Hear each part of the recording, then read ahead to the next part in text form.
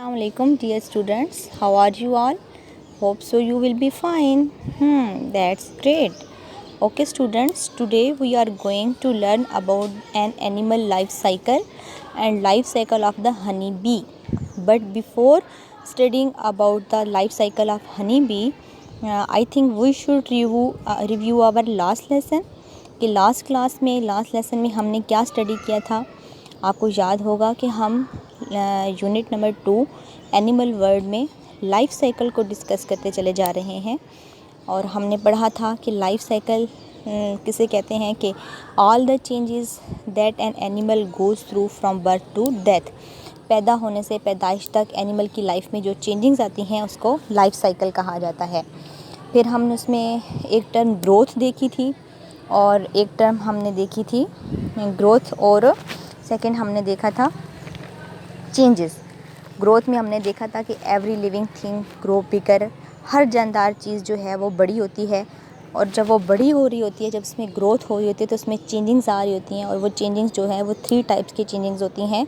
उसके साइज़ में चेंज आ रही होती है, उसके कलर में चेंज आ रही होती है, उसकी शेप में चेंज आ रही होती है.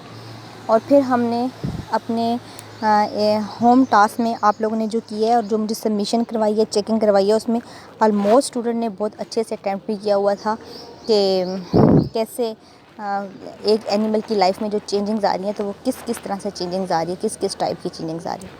अब आज हम देखेंगे हनी बी की लाइफ साइकिल में चेंजिंग्स.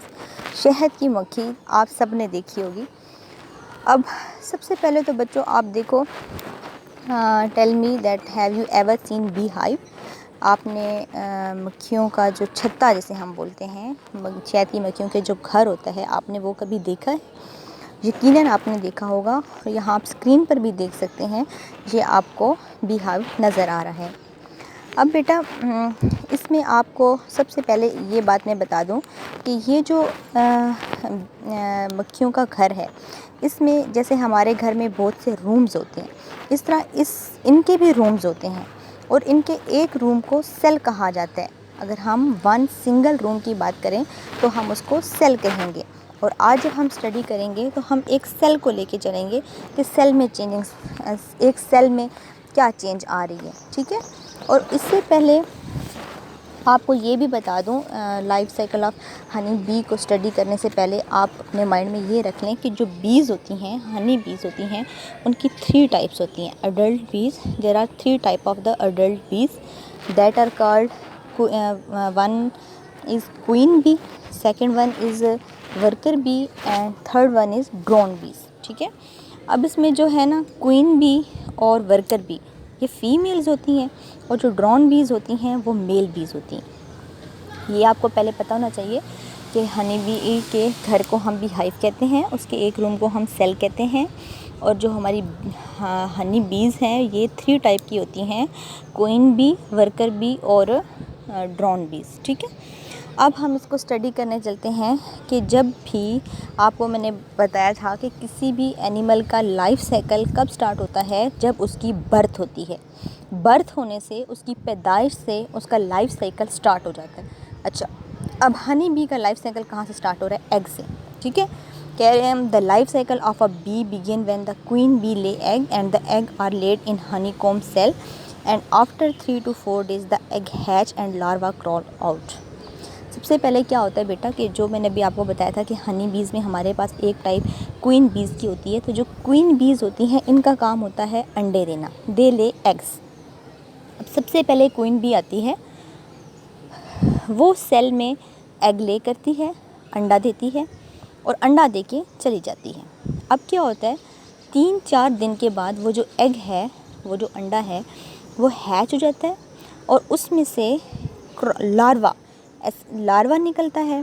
बिल्कुल छोटा माइन्यूट सा कीड़ा टाइप कह लें आप, वो निकल आता है. और फिर उसके बाद ये हनी बी का लाइफ साइकिल का फर्स्ट स्टेज यहाँ पे कंप्लीट हो जाता है. यानी फर्स्ट स्टेज में 3 to 4 days वो लेता है. फिर उसके बाद सेकेंड स्टेज ऑफ हनी बीज life cycle started, that is called the larva. Second stage कौन सा है? लार्वा. अब जो लार्वा है, जैसे मैंने अभी आपको एग स्टेज में बताया था ये इसकी आपको ऊपर नज़र भी आ रही होगी, ये जस्ट लाइक दिस, इस तरह की लार्वा की शेप होती है। और लार्वा में और ये कहते हैं कि larva looks like a fat worm, ये बिल्कुल एक कीड़े की तरह हमें दिख रहा होता है। और ये जो लार्वा है इसको अब जब ये सेल में ही है, वर्कर भी एग ले करके चली गई है और अब ये लार्वा जो है ये एग से निकल चुका है, तो अब इसको मिल्क की ज़रूरत है, दूध की ज़रूरत है। तो क्वीन बी ने क्या किया था, एग ले किया था, अंडा दिया था। अब वर्कर बी आएगी और वर्कर बी आकर इस लार्वा को दूध पिलाएगी, फीड करवाएगी, ठीक है। अब ये लार्वा बी जो है it is fed by the worker bee and worker bees are female bees. मैंने आपको बताया ना, worker bees are female bees and worker bee will feed 8 to 9 days these larva. अब लार्वा जो है वो 8 से 9 दिन जो है वो दूध पिएगा और इसकी ग्रोथ हो जाएगी।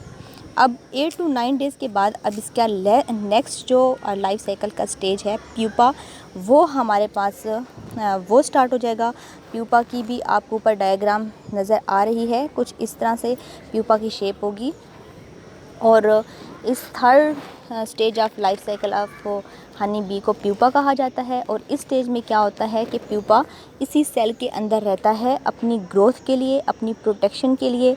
और इस स्टेज में जितने दिन भी प्यूपा रहता है इसके जो विंग्स हैं, इसके दूसरे फीचर्स हैं, उनकी ग्रोथ होती है। और तकरीबन ये 16 to 24 डेज़ सेल में प्यूपा जो है वो स्टे करता है।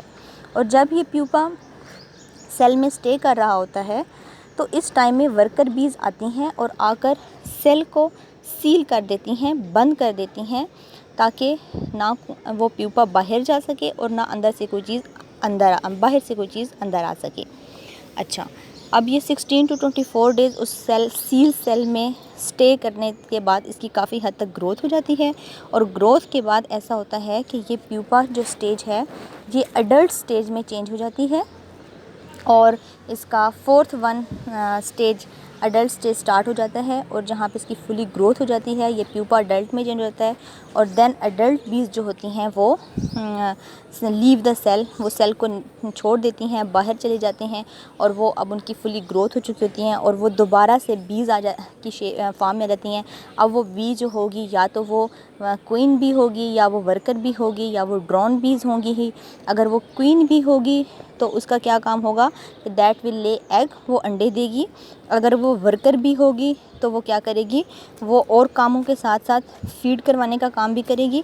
और इसमें देखिए आपके पास यहाँ पे लिखा भी हुआ है कि there are 3 type of the adult bee, queen, worker and drones. Queens and worker are female and drones are male. और all these bees play a role in the life cycle of new bees. फिर उस B से new baby होगा, फिर उसका new life cycle start होगा। उसकी first stage फिर एग होगी, फिर उसका सेकंड स्टेज कौन सा होगा, larva, third stage pupa, fourth stage adult. Okay, hope so आप इसको समझ आ गई होगी। फिर भी अगर कोई कन्फ्यूजन आप मुझसे पूछेंगे। और चलें एक दफ़ा हम दोबारा रिव्यू कर लेते हैं अपने इसको आज के करंट लेक्चर को कि आज हमने क्या देखा। आज हमने हनी बी के लाइफ साइकिल को स्टडी किया, जिसमें हमने देखा कि सबसे पहले हमारे पास क्वीन बी होती हैं, वो आती हैं और वो वैक्स सेल में ले एग्स करती हैं। Queen bee lay eggs in wax cell, then worker bees comes and feed the hatch larva and then that larva reach at fully growth, and then after this when larva reach fully growth, worker bees will come and they will seal the cell, and then that larva will stay in the in that wax cell about 16 to 24 days, and after 16 to 24 days that larva will be changed into when larva will be stay into in that wax cell, then it will be changed into pupa, and then pupa will change into the adult bee, and adult bee leaves the cell and start the new that will be start a new life cycle of the honey bee. Okay, thank you so much. अब next हम क्या देखेंगे इसमें, अब तकरीबन हमारा ये unit cover हो चुका है। अब इसमें हम इसकी क्वेश्चंस देखेंगे और इसमें आपको कुछ टास्क दिए जाएंगे, वो अपने करने होंगे। और नेक्स्ट फिर हम यूनिट 3 प्लांट वर्ड स्टार्ट करेंगे। तब तक के लिए अल्लाह हाफिज़। अल्लाह हाफिज़।